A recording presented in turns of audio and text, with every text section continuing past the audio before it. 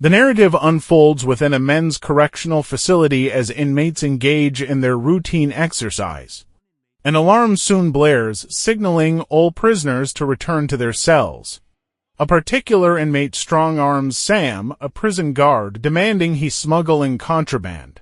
"I need some things from you, pal, you catch my drift." He threatens, promising to expose Sam if he disobeys.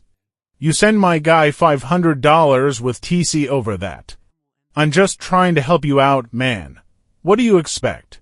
"I'm a criminal," implying Sam would eventually join him behind bars and fall under his sway. Frightened, Sam confronts the inmate but sustains a nasty cut to his face during the altercation. Later, a doctor examines Sam for a head injury and stitches his wound. When Tim and other guards inquire about the incident, Sam fabricates a story. He claims the inmate had been a persistent nuisance. "He's been giving me a hard time for a while." Sam asserts he merely told the inmate to return to his cell, but the inmate refused. Sam shoved him, prompting the inmate to headbutt him. In an act of self-defense, Sam struck the inmate with a nightstick. "Well, son, your first blunder was letting him into your personal space and not calling for backup." To ensure Sam's safety from other inmates, they decide to reassign him to the tower. Days later, Sam is on the prison roof when he observes suspicious activity in the yard. Using a telescope, he zooms in for a closer look. Suddenly, a brawl erupts among the inmates. Sam promptly activates the emergency alarm.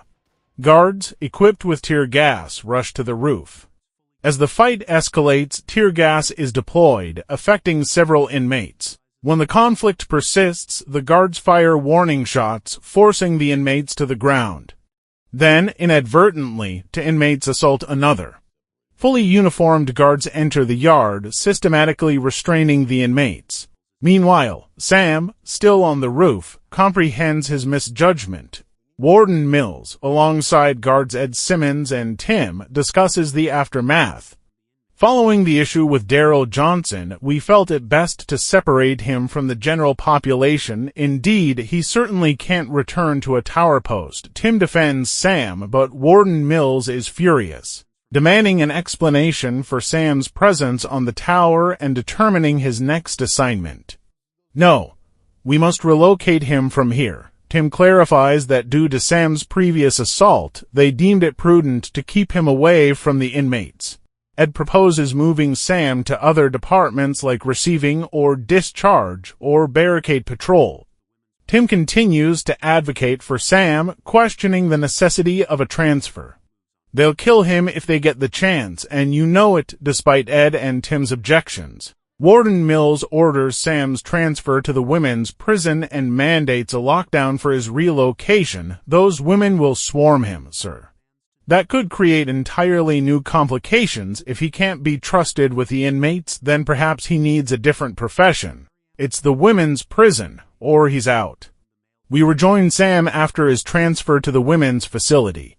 He stands aside, allowing female inmates to pass. They make alluring advances, some even making provocative gestures. "I need a search." "Daddy." Inmate Cherry notices Sam as she enters the classroom. Mary M. Meskey observes the overly familiar interaction between Sam and Cherry and demands to know who sent Sam to the women's prison. He explains it was for his protection after an incident at the men's prison. Mary M. warned him that the female inmates are no different from the males and will try to exploit him. During her lecture on human evolution, Cherry subtly watches Sam, who stands at the back of the room using a mirror, in the break room. The guards converse about the distinctions between the maximum security men's prison and the women's facility. Sam quips that today felt like a holiday compared to the men's prison, which he likens to a jungle. Other guards caution him to anticipate challenges once the women are in their cells. They tell him the inmates will lament, they're going to cry, and they're going to feed you every sob story, concocting false tales to gain his attention and complain about guards observing them while they change. There are officers having relationships with inmates. It's not just men. Corrupt individuals exist in every gender.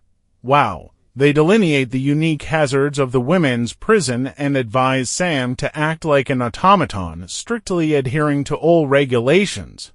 This prison poses a different kind of danger. At lights out, they systematically lock each cell one by one until they discover an inmate possessing a confiscated phone. Let me see here. See what? Stand and face the wall. Close 820. What a waste of money. Come on. Man, I don't need you looking at that. You know the rules. Close A19. Take A17. Sam is then instructed to secure the next cell where he encounters Cherry. She pretends to be engrossed in a magazine. He checks on her, asking if she's all right. You good? She replies affirmatively, requesting her cell be closed. Close A17, and he proceeds with his duties. The following day, Sam stands by the classroom door as inmates file past. One inmate deliberately shoves Cherry into him. She grabs his jacket and whispers, "I'll see you tonight." A female guard warned him to clear his head. Get your head straight, otherwise these women will capitalize on his vulnerability. That same night, as Sam orders inmates to extinguish their bunk lights out, he approaches Cherry's cell and finds her partially exposed. Sam is deeply swayed by his emotions as he fixates on her. Unbeknownst to them, every moment is being captured on camera. The next day, Sam is in the control room. Cherry begins to behave erratically. Yeah, I shouldn't look too good, ready on me. If she needs to go to the infirmary, and now buzz you through. When he approaches, she feigns a pain in her side, hoping to be sent to the infirmary. What is it? My side. I don't know. Your stomach. My side. I don't know. He asks if she can walk or if she requires a stretcher. Need a stretcher. I can walk. I can walk, but en route she pulls Sam beneath the stairwell, a blind spot for cameras. It appears to be a known spot for clandestine meetings. No cameras here. No one can see us. Sam momentarily resists. Yeah, baby, you want to, but quickly succumbs. Subsequently, Cherry turns violent. She repeatedly stabs Sam in the neck, then screams for help. Help.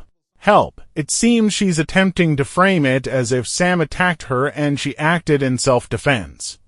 She crawls from under the stairwell, crying for assistance as though she wants people to believe she survived a guard's assault and was justified in defending herself. Sam's inexperience and naivety made him an easy mark for inmates accustomed to brutality. Isn't this a breach of her Miranda rights? She's incarcerated. Miranda rights don't apply here. You have much to learn about inmates. There's a level of trust between you two that we lack. A corrections officer has been murdered and posthumously accused of rape. These women have no alternatives. I have a class to teach. I won't miss it. We'd better get going then. What exactly are you hoping I'd uncover? There was no tearing of the vaginal wall, no scratches on his face or arms, no visible signs of a struggle on her body. A pencil stab to the neck 30 times seems like evidence of a struggle. Those were offensive wounds. She sustained no defensive wounds, none. That, coupled with the fact that his uncle was killed at almost the exact same time, makes us question it. Question what? The claim of self-defense? Well, that means you question them. Yes, but inmates are impervious to our falsehoods, and they're immune to our threats. Just ask her what occurred. Scrutinize the inconsistencies and extend the compassion you're known for. Compassion? It's the one strategy we haven't employed.